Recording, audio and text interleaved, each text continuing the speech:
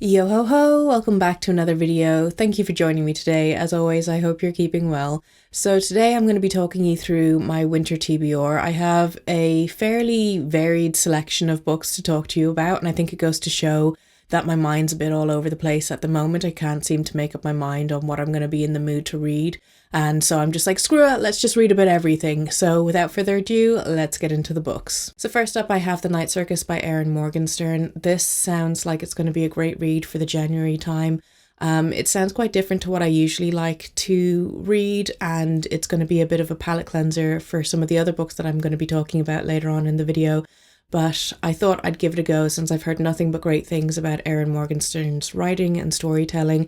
So this follows a mysterious circus that appears overnight, and it has incredible magical moments for those who bear witness to it. And behind the scenes, it's really a story about these two magicians who have been trained since birth for a duel, and unbeknownst to them, only one can walk away the victor. And it goes much deeper than that because the two end up falling in love with each other, and then the lives of everyone else in the circus really just kind of hangs in the balance because of this. So it sounds like it's something that I can really get invested in, and I know it's a bit of a chunky book, it's just under 500 pages, but I thought I will just give it a go in January, see how I get on with it. Hopefully I really enjoy it. I specifically picked up a few books last year that didn't really sound like they were going to be my cup of tea, and I was pleasantly surprised. So I'm just kind of going with my gut instinct on some of my book selections for this coming year. Next, I have The Book Eaters by Sunyi Dean. This is a dark fantasy set in the Yorkshire moors, and it follows a reclusive ancient clan of people, and they have the ability to absorb knowledge from eating books. So, for example, eating a romance novel would be like a sweet treat dessert type thing for them, while eating a dictionary is usually a punishment for children who have been misbehaving. So these people are raised on a specific diet in order to continue their culture and their traditions. And it follows our main character who has a baby herself, and she realizes shortly afterwards that there's something wrong with the baby and that there seems to be some sort of genetic mutation that has happened to him because he seems not to want to eat books and instead wants to eat human brains, and that's how he's going to absorb all his knowledge. So this sounds like it's a really cool concept, and I love how dark it seems. Next, I have Stories of Your Life and Others by Ted Chiang. This is a sci-fi short story collection, and it kind of focuses on scientific questions as well as religious exploration, such as a man building a tower in order to get to heaven and being able to break through, or the idea that hell is actually real and it's happening on earth before people's eyes, where people are being condemned to a fiery pit forever.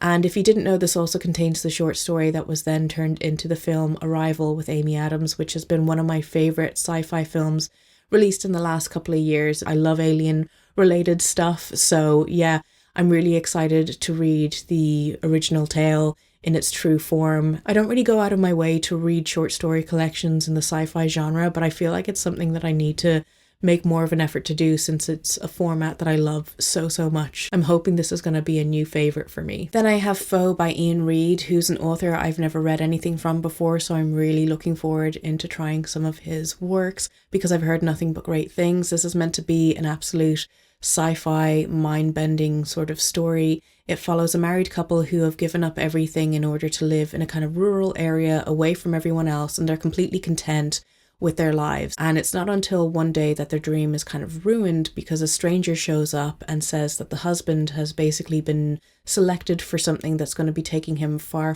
away from his wife. And basically there's nothing that either one can do about this as the arrangements have already been made.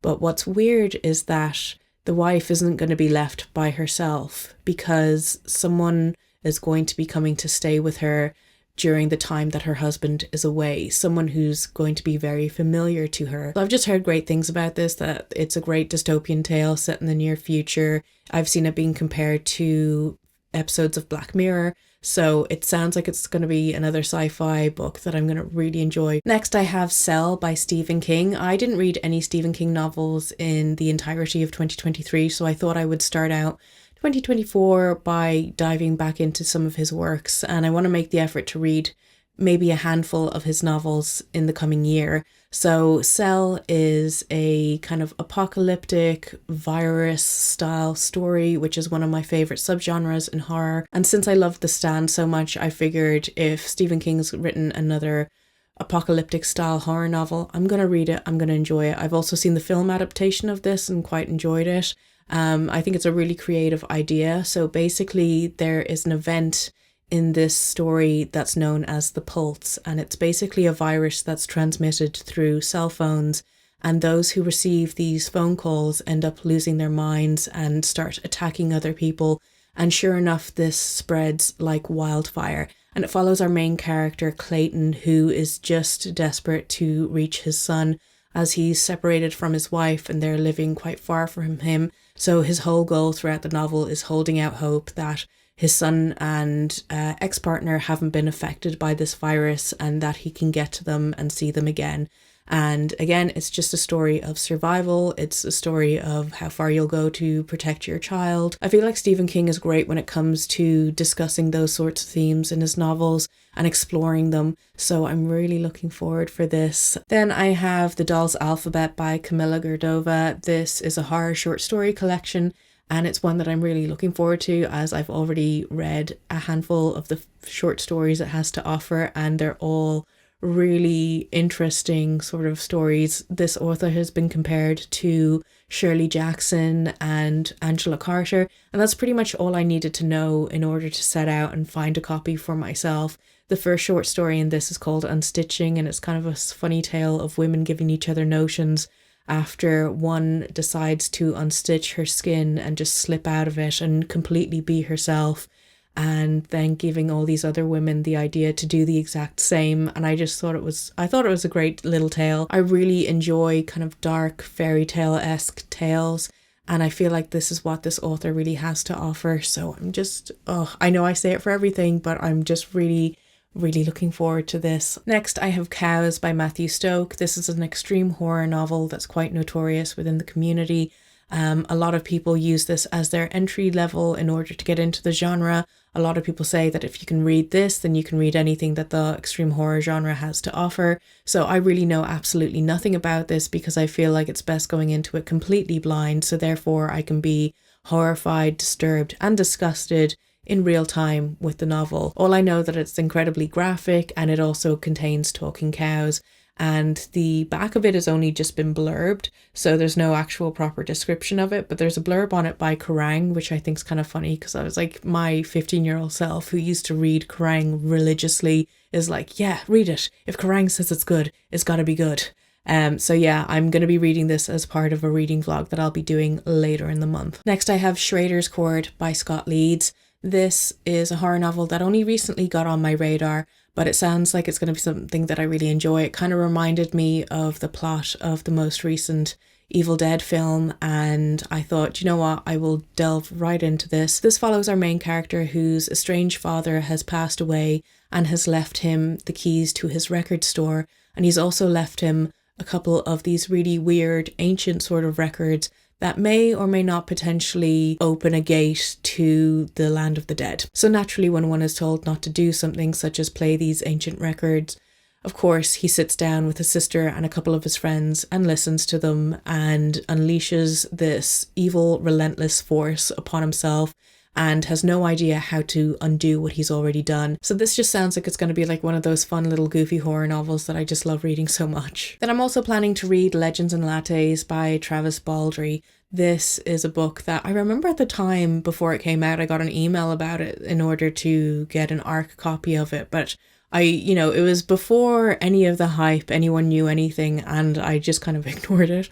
And now we've seen that it has completely blown up, and I honestly initially never really had any intentions on reading this book or from the series in general, but because I'm going to be reading Cows and other heavy things in the month of January, I'm planning to use this as like my self-soothing self-care sort of book in order to kind of come down off all the negativity that I'm going to be reading. So this follows our main character who was like a warrior, a hero, and has decided to hang up her weapons and open a coffee shop, even though nobody knows what coffee actually is. And obviously, I think we all know it's meant to be just this really cozy, humble little story. I've read the first couple of pages of it and immediately I really gelled with the writing style of it. So I think this is just going to be exactly what I need after I read the horror. Another book that I'm hoping will be a really comforting read again is The Ocean at the End of the Lane by Neil Gaiman.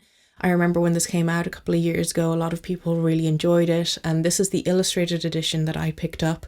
And funnily enough, I was watching a load of TikToks a couple of weeks ago, and one of the, I don't know if it was a film adaptation or a TV adaptation of Neil Gaiman's works popped up, and in the comment section they were discussing how Neil Gaiman has this ability to write about the character of death in a really comforting way.